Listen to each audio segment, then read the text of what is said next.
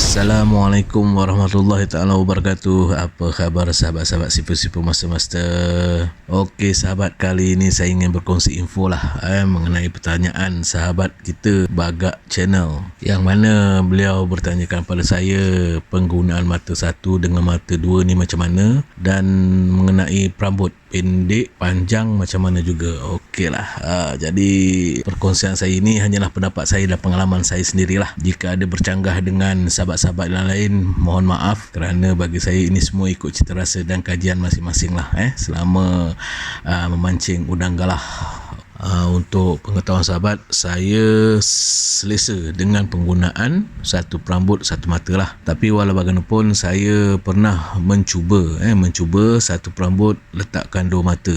Hasil penggunaan kedua-dua cara ni, apa yang boleh saya simpulkan, masing-masing ada kelebihan dan kelemahannya lah. Seperti saya dah biasa guna mata satu, jadi tidak menjadi masalah lah dari segi menukarkan umpan apa semua dan kalau kata sangkut putus, okey lah, mana kos cuma satu mata lah. Untuk mata kail ada dua, risiko tinggi sikit kerana ia terdedah kepada masalah sangkut. Ialah ada dua mata kail, jadi kita campak di area yang banyak reba, banyak ranting. Jadi di situ ada dua mata, mungkin salah satu mata terlepas, satu mata lagi tersangkut. Jadi di situ kos agak tinggi lah kalau kata mata kail banyak yang putus, banyak yang hilang. Jadi macam saya, konten saya buat di YouTube, bila dah pakai dua mata, satu mata terputus. Jadi tak cantik untuk saya gunakan perambut tersebut yang tinggal satu mata. Jadi kat situ bila putus satu, saya terpaksa tukar perambut lain yang baru yang ada dua mata. Jadi di situ saya terpaksa spare memang banyak perambut lah. Kalau saya tak buat konten tak ada masalah, ada dua mata saya pakai satu mata je, tak ada masalah.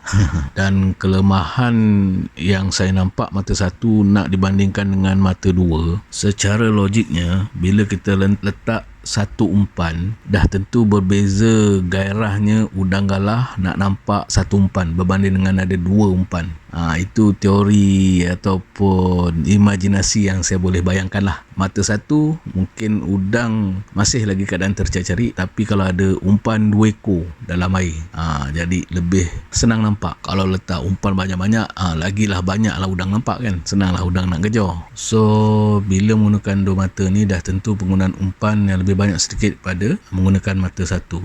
Sebab bila kita cek tu, kita tengok satu umpan okey, satu umpan tak okey, kita akan gantilah. Dan ada kalanya kedua-dua umpan dah disentuh udang ataupun disentuh ikan, jadi kita kena ganti umpan tersebut. So macam saya dah biasa guna satu mata, bila melayan ada dua mata, agak lambat pengurusan untuk menggantikan umpan apa semua. Tapi bagi sahabat-sahabat yang dah biasa guna, tak jadi masalah, teruskan. Memang bagus untuk guna dua mata ni, memang bagus, yang mana lebih kuat daya untuk menarik perhatian udang.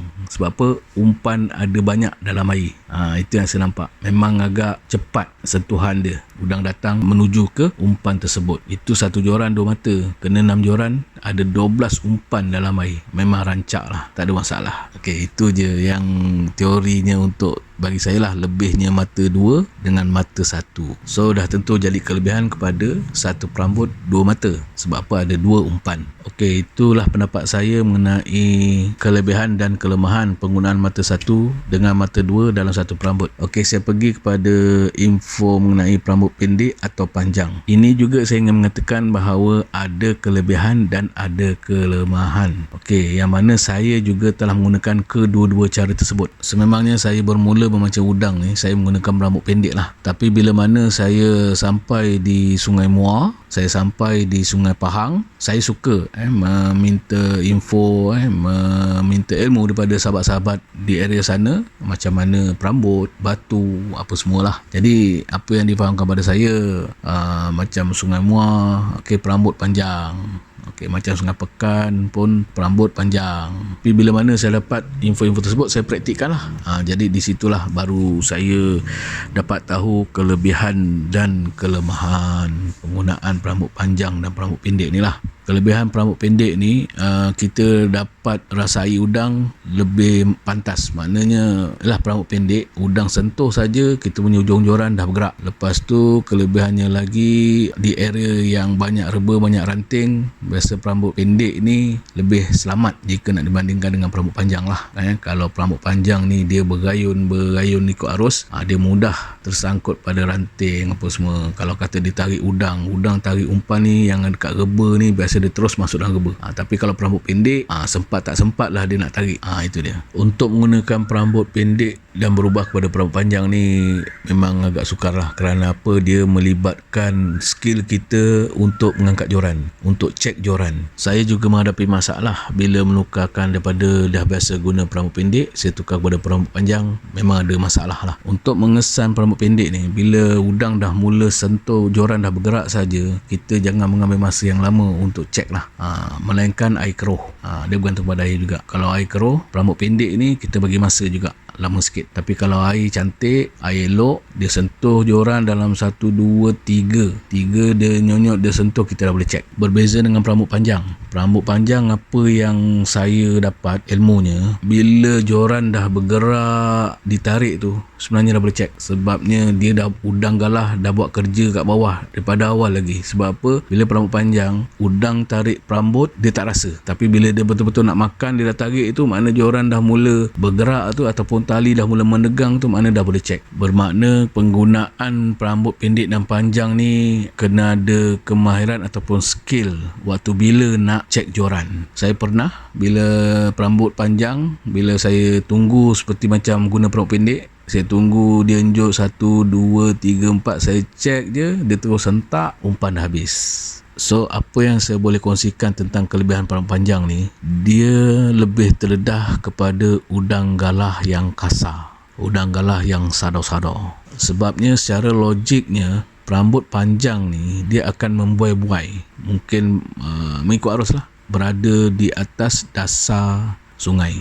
Jadi kebiasaannya yang kasar-kasar, yang spek panjang yang akan capai umpan tersebut, yang mana dia nampak umpan tu lebih aktif lah. Bila guna rambut pendek, umpan melambai pun tak tinggi di atas dasar sungai. Jadi yang akan sambar biasalah udang-udang bersaiz kecil lah. Pengalaman ni bukan saya dapat daripada diri saya sendiri, tapi saya juga perhatikan rakan-rakan yang memancing menggunakan rambut panjang. Saya pernah lihat kawan yang biasa guna rambut panjang, yang biasa memang dia guna rambut panjang, hasil dia banyak yang kasar-kasar. Bila saya tahu kelebihan rambut panjang ni, saya sekarang gunakan rambut pendek dan rambut panjang dalam satu masa. Saya ada guna 6 joran. Biasanya 4 rambut pendek, 2 rambut panjang. Yang 2 rambut panjang ni saya baling yang untuk jarak jauh, bahagian di hadapan lah, di hadapan saya. Yang pendek 2 sebelah kanan, 2 sebelah kiri.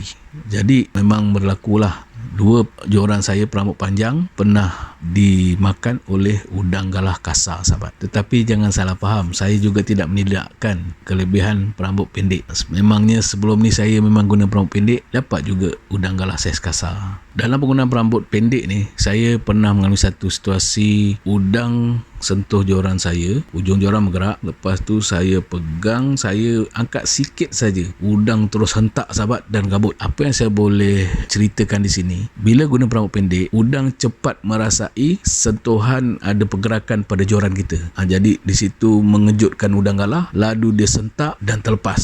Berbeza dengan rambut panjang, bila kita nampak joran bergerak, kita pegang joran dan kita bergerak sedikit, tidak mengejutkan udang galah. Kerana apa? Rambut panjang dia masih lagi ada free, ada space, ada ruang. Di situlah kelebihan rambut panjang. Apapun rezeki, rambut panjang, rambut pendek yang kasar ada juga makan, bukan kata tak ada. Okey sahabat, itu sahaja perkongsian saya untuk penggunaan mata 1 dan 2 dan panjang pendek rambut sahabat.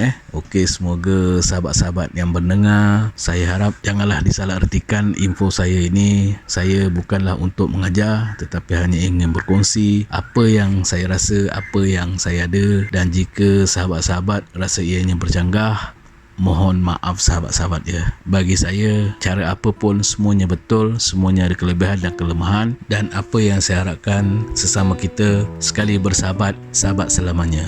Jumpa lagi. Bye-bye. Assalamualaikum.